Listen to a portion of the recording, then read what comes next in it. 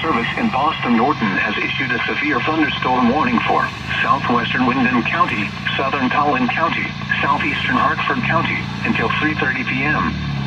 At 2:52 p.m., a severe thunderstorm was located over Coventry or near Mansfield, moving south at 10 miles per hour.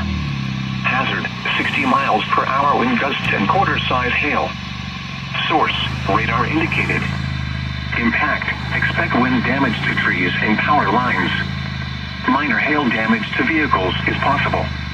Locations impacted include Glastonbury, Vernon, Mansfield, Windham, Willimantic, Tolland, Coventry, Hebron, Marlborough, Willington, Columbia, Bolton, and Andover. For your protection, move to an interior room on the lowest floor of a building. Prepare immediately for large hail and deadly cloud-to-ground lightning.